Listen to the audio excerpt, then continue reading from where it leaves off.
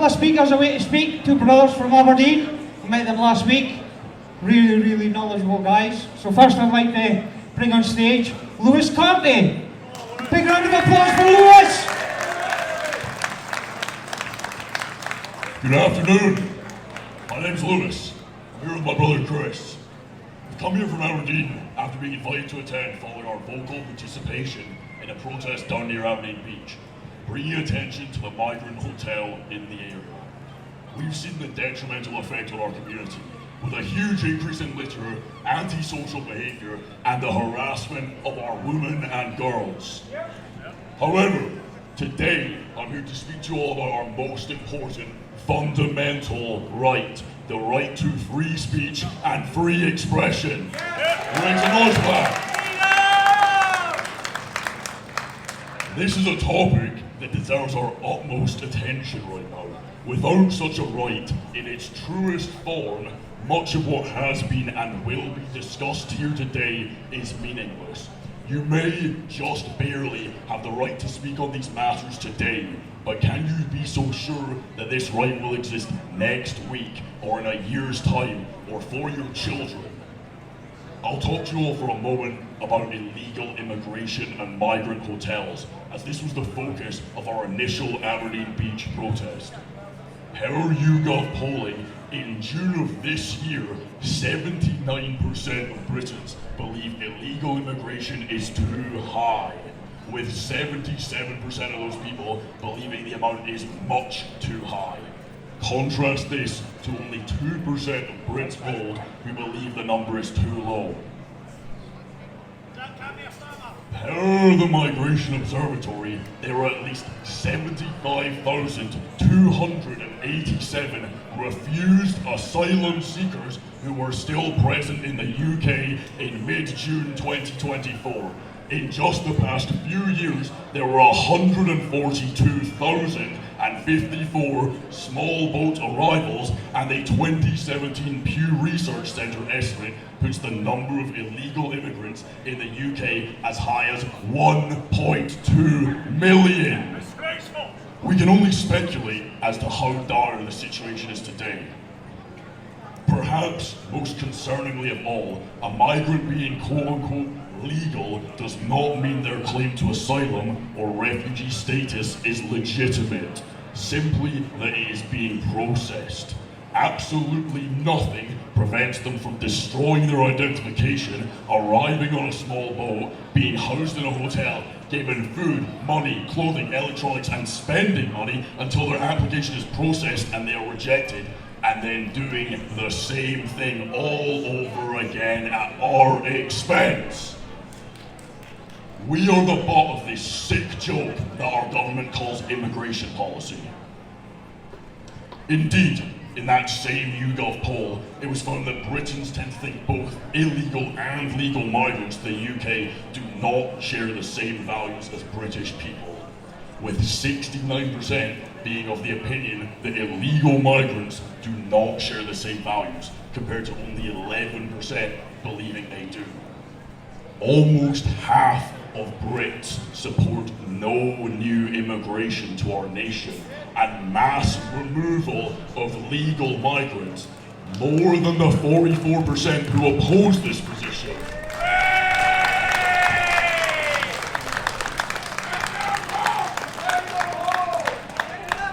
When these are the public's opinions on even legal immigration, I can only speculate that this is the direct response to Britain's atrocious handling of the current migrant crisis. And yet, despite my views being in line with the majority of Brits, and my crime being that of daring to voice the opinions of the British public, alongside raising my concern over potential shifts in society, mere days after the protest at Aberdeen Beach, 4 police officers entered my house without permission, found my brother there, and stated they were looking to talk to me about the recent protest. Translation, they are looking to arrest and potentially charge me for what they deem wrongthink. Bring it on!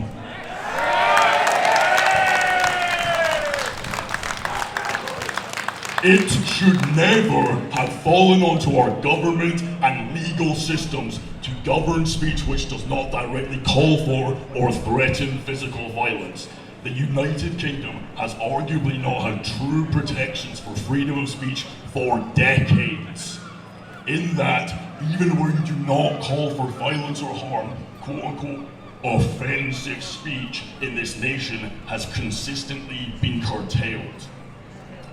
However, we have reached a boiling point in recent years where even the most well-intentioned and inoffensive of us should be highly concerned, most notably in our very own country with the Hate Crime and Public Order Scotland Act 2021.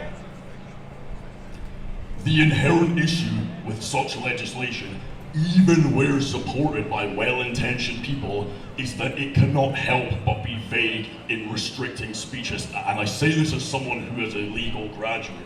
We need a right to offend and a right to quote-unquote hateful speech enshrined within our legal protections on speech.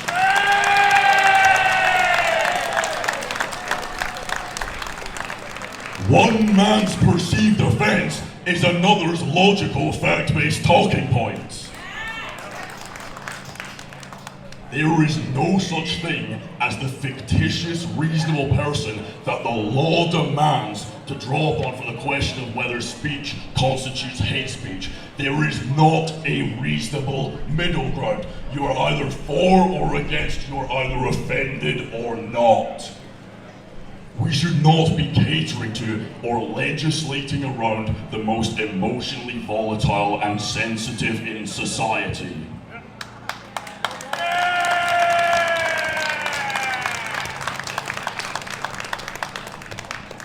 Within anti-discrimination legislation itself, the very notion of protected characteristics is arbitrary.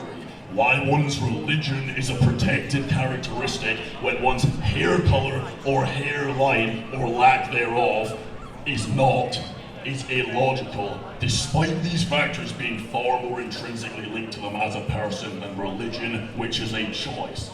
I think we all know a ginger, such as my brother, or a bald man who is the butt of every joke, and no one is calling for this to be made hate speech, and rightly so.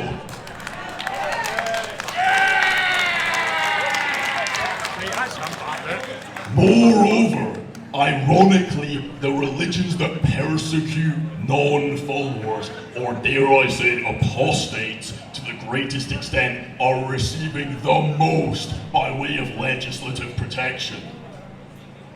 The concept of protected characteristics arguably began with the Race Relations Act, which was designed to curb tangible instances of race-based discrimination, such as a hotel owner refusing to rent out a room on the basis the guest was black, which I think we can all agree is wrong. Such protections, however, were never designed to and should never have extended to encompass the policing of dialogue between citizens. That is not the business of the state.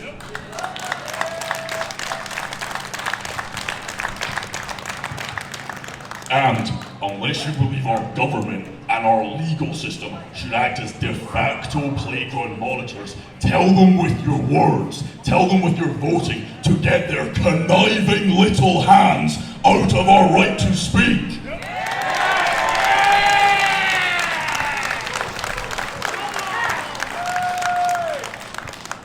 The gradual reduction in our right to free speech in this country is, at best, the product of well-intentioned, useful idiots who lack the foresight to see the catastrophic ramifications of these changes they propose and support. And I talk to you, the counter-protesters, directly. Or, at worst, yet another malevolent attempt by the elites and those who wield all the power to take away what little we have left so as to further control us. If we cannot express ourselves freely and only government-sanctioned speech is permissible, then they control not only your speech, but your very minds.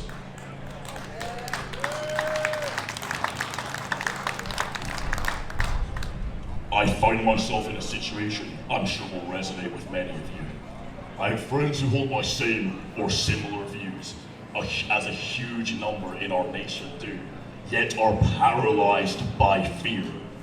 A fear to stand out or to break the social norm of inaction. I do not say this as a pejorative, rather as a fact. They are a fearful people controlled by the fear of social ostracization, fear of loss of employment, fear of demonization, even fear of imprisonment. And who can blame them? Self-preservation is a natural human instinct. However, the reason politicians and legislators are so emboldened to trample upon our fundamental rights is because we are a silent majority. Speak out for others, even those you disagree with.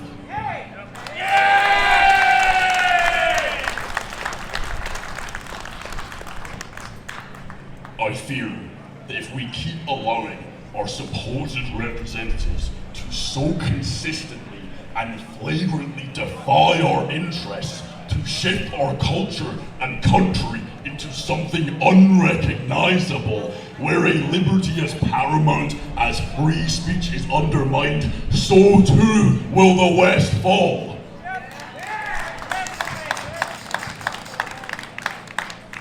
We need not be afraid anymore.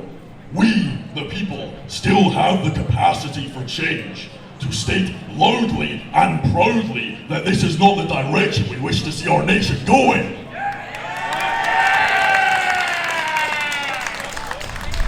Britain is waking up to the abuse and persecution our leaders are putting us through, the tyranny we live under, and ironically, now may be our last chance to keep the dream of Western civilization in this country alive.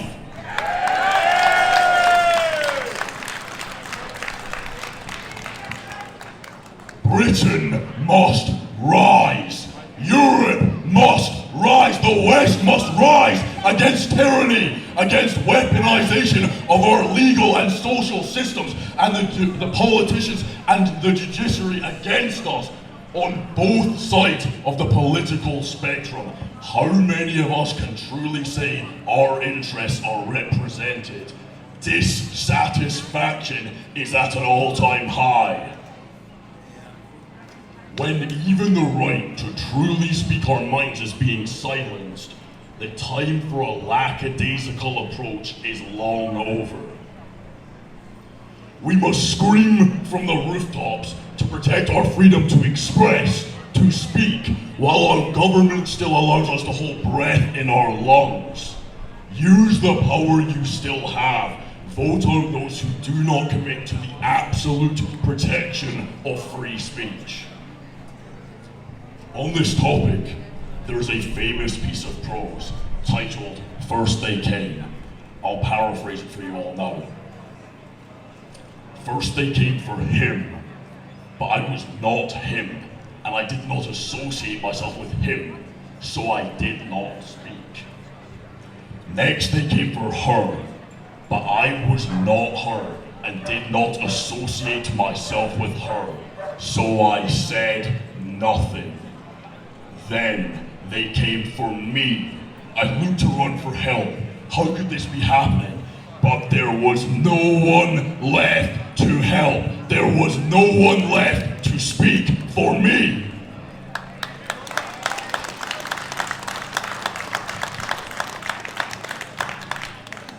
In this modern battlefield, your silence in the wake of what is happening is taken as consent.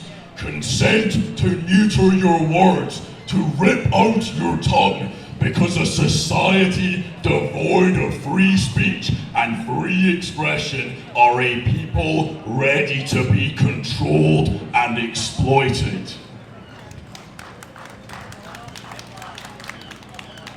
We must stand up and scream from the top of our lungs with every breath. No more censorship! No more control! No more tyranny!